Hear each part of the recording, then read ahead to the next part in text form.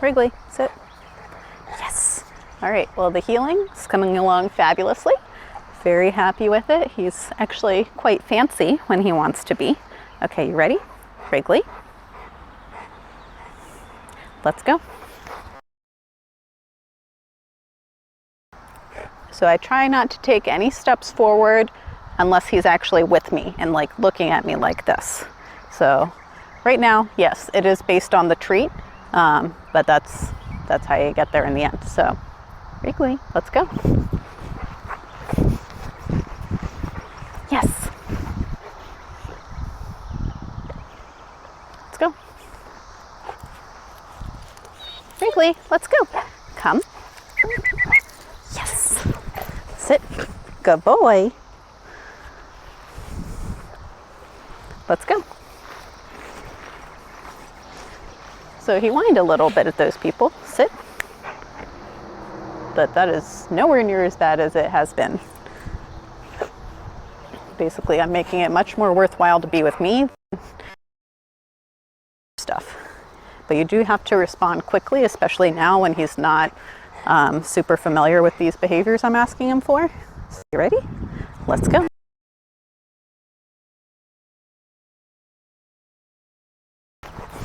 And sit.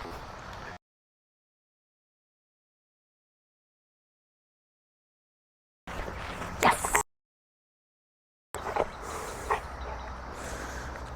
Oh my goodness, I love a beautiful healing dog. Okay, free. You can have a break. You want to go pee on some stuff? Let's pee on some stuff.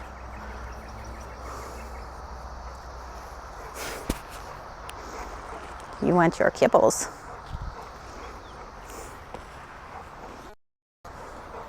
But I brought him here because people do occasionally walk. Yes. And we'll see them, so. But I can get a good distance away from them in case I need to. Let's go. It's a good strategy to, yes. Look, I wasn't even asking you and you gave me wonderful attention. Good boy. Basically what I was saying is if we see a person and he's starting to react to them, then I'm going to increase the distance. That's going to make it easier for him because he's farther away from the distraction. Let's go. Sit. Yes.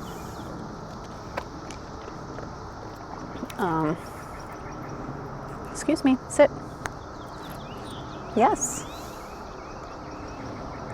So I'm trying to move from, luring him with the treat, actually having it in my hand, to just using the hand signal. You have someone coming? No? But basically, I always like to do things by duration, distance, distraction. That's what we call the 3 Ds of dog training.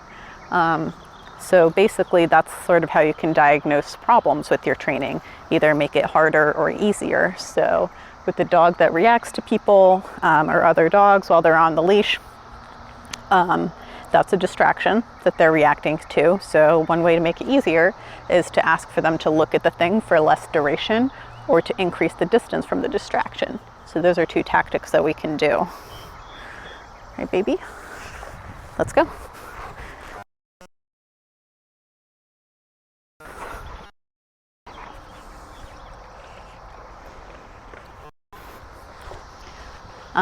And I do like to reward once the dog has sat, because then I can make the segments of walking longer and longer. Let's go.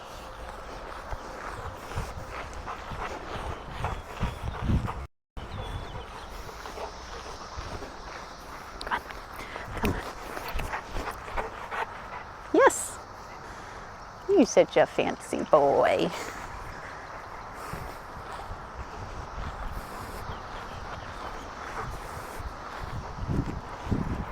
All right, so he sees a person. Come on. Sit. Yes. Person's getting closer. So I'm going to put him right to work. He doesn't seem bothered by it, but let's go.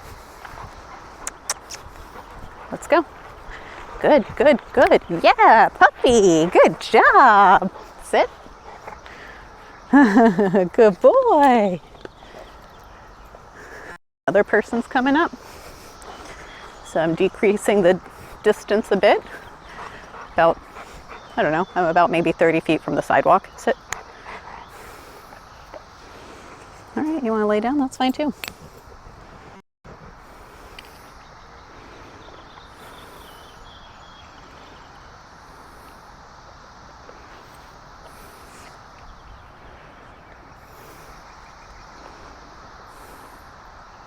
All right, let's go.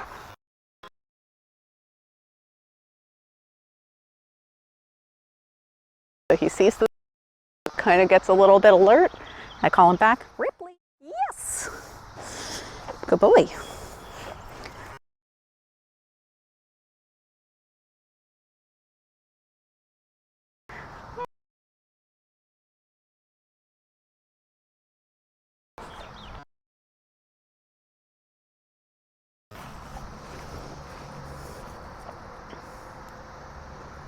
Ripley. And sit. Yes.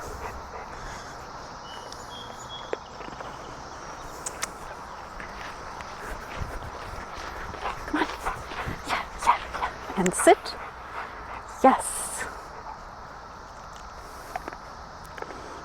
So you see, I do sort of predictable hand movements for him because dogs really do respond to body language. So, you know, you saw I lured him into the heel position originally like this. Good boy.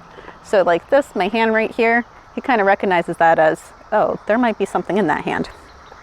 So eventually when I don't have the treat, I can kind of transition it. And if you wanted to, you could fade out the hand signal. You don't have to. We'll see how far we get. Let's go. But for just a couple days in, this is very promising. Losing focus? Come on, buddy.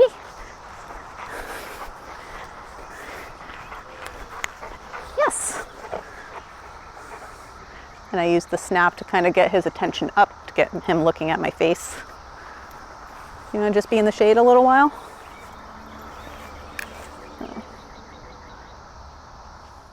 I would say another key to success is not allowing Wrigley to make a lot of choices. If he has a history of making bad choices on his walks, when he sees people or in the house, whatever, basically,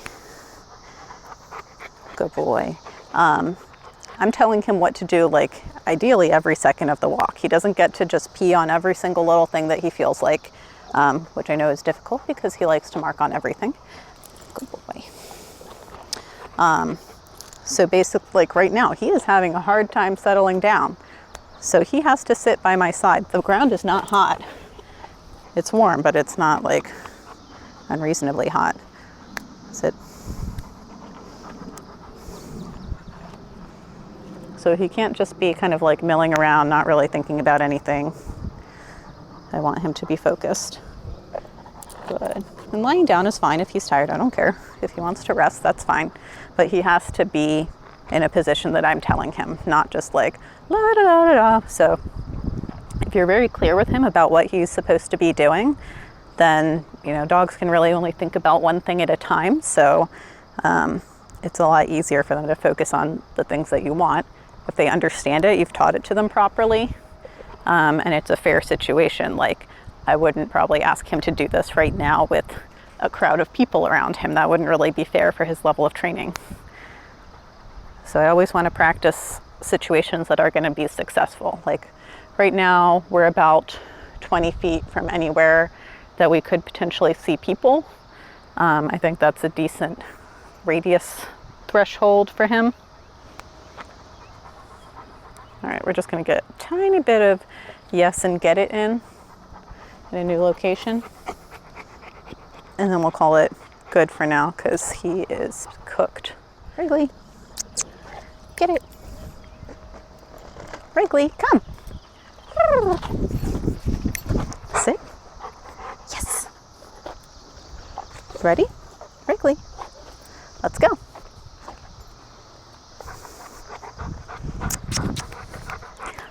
good, good.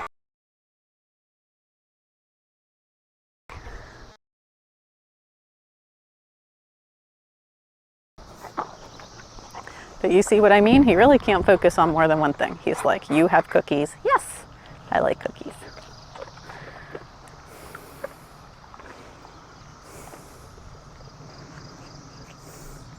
You know what? I'm going to call that good. That wasn't what I set out here to practice, but I'm very happy with that.